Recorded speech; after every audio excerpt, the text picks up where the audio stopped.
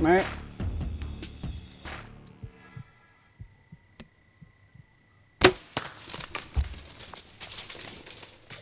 It will be October soon, and some hunters are already dreading the early and middle portion of that month.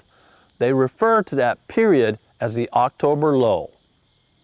Today I'd like to share there's no reason to dread hunting during the early and mid portion of October, or for any period as far as that goes. Hunters always list seeing deer as one of the primary sources of enjoyment when surveyed. It makes sense that if hunters aren't seeing as many deer during any portion of the season, they wouldn't enjoy it quite as much. But I believe with a better understanding of deer biology, we can all see deer throughout the season and enjoy every week. Growing Deer is brought to you by Bass Pro Shops and Cabela's. Also by Reconics, Eagle Seed, Winchester, Avian X Decoys, Lacrosse Footwear, Morel Targets, Bog, Hooks Custom Calls, Summit Tree Stands, RTP Outdoors, Fleet, Yamaha, Fourth Arrow, Onyx Hunt, Scorpion Venom Archery, Case IH Tractors, Bloodsport Arrows, Burris Optics, Code Blue, Decode, G5 Broadheads, Prime Bows, and Redneck Hunting Blinds. Deer season opens in some portions of the whitetails range while bucks' antlers are still covered with velvet. I frequently get to hunt in Kentucky and their season opens during early September, and almost every buck I see when hunting there has velvet covered antlers. Last year, while hunting in Kentucky during the first week of their season, I saw the same bachelor group of velvet antlered bucks returning to a food plot almost every afternoon. These bucks were clearly on a food cover pattern. A deer's feeding behavior that time of year makes it relatively easy for hunters to pattern deer. We simply look for a great source of growing plants that are high in protein. This might be a soybean field, a new food plot, or maybe a native vegetation area that was recently burned and it's green and lush. Once we find the food source, the next step is figuring out how we can approach, hunt, and exit that area without alerting deer. This pattern continues until bucks shed their velvet and even a week or so after. During late September, early October, there are two big changes that occur in the deer's world. The first is the bucks shed their velvet, and that's associated with a massive change in hormones. During that period of time, the testosterone level is starting to increase in male deer. Secondly, during that time of year, a deer's nutritional needs and therefore their preferred food sources change. During that time of year, many warm season plants such as soybeans, alfalfa, and even native plants that are high in protein start to mature. It's what we call hardening off, and they're simply not as palatable. The increase in testosterone causes bucks to start sorting out the dominance hierarchy in a given area. They start sparring, may elevate to fighting, and some bucks will disperse and use a different portion of their home range.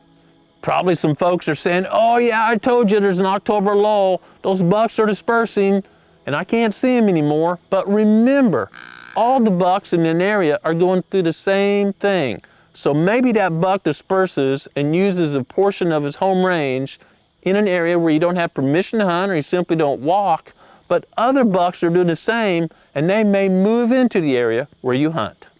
During the growing season, producing antlers and milk requires a huge amount of protein, and most plants that are high in protein grow in open areas where they receive full sunlight throughout the day. Again, think of soybean fields or maybe a prairie or a meadow that's been recently burned and new vegetation is lush, packed with protein, and it's easy to see critters feeding in that area. If you're like me and you hunt in an area that's primarily covered with a closed canopy forest, then during the summer, deer are congregated in areas that receive sun throughout the day.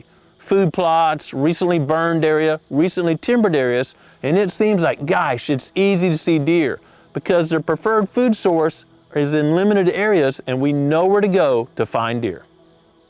Once the antlers are finished growing, the velvet sheds, and does are finishing nursing fawns, or the fawns have grown so much that they're getting most of their diet by foraging on vegetation, there's a big shift in their nutritional needs.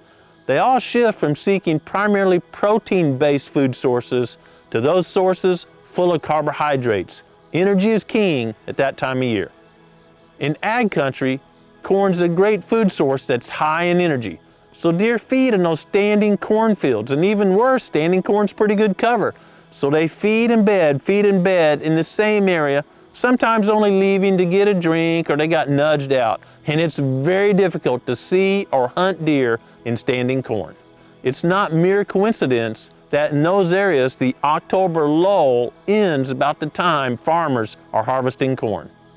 The same pattern's true in areas that have a lot of standing timber, especially if that timber includes a lot of oaks.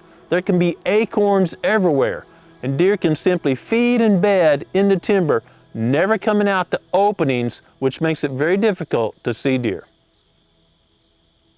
It's my personal observations that in areas like western Kansas where there's a lot of milo, hunters don't talk much about the October lull, because in that milo field, which is a great source of grain, it's right there at the height the deer wants to eat, and it's not covered like a cob of corn is. It's easy for deer to get to.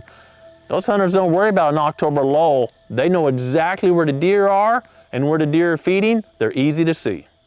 Likewise, in areas that only have scattered acorn trees, they're not big blocks of contiguous forest for thousands of acres, those hunters can pattern deer easy. Those acorn trees, maybe there's 2 or 3 in a fence row or a little corner of woods, when they start dropping acorns, they're like a feeder going off.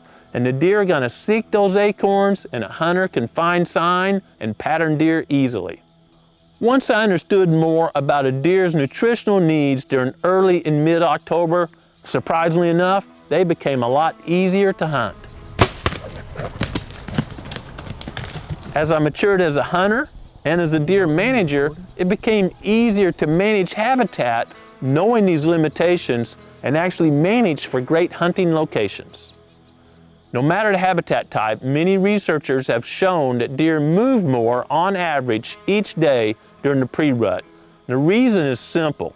Before the pre-rut, deer are seeking primarily food, cover, and water. Those items aren't moving much, right? Deer don't have to seek. They go from cover to food, cover to food. But during the pre-rut, bucks are seeking a moving target. They're trying to find a receptive doe. And it takes more time to find a moving target than to find something that was the same place yesterday and the day before. Even though on average deer cover more ground each day during the pre-rut than they do during the early season, understanding deer biology for that period of time can help hunters see more deer.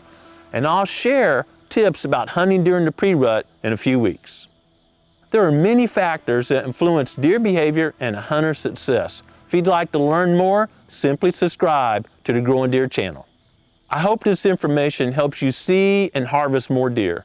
Venison is a great natural resource to share with family and friends. But more importantly, I hope you take time every day to enjoy creation and be quiet and listen to the Creator's will for your life. Thanks for watching Growing Deer.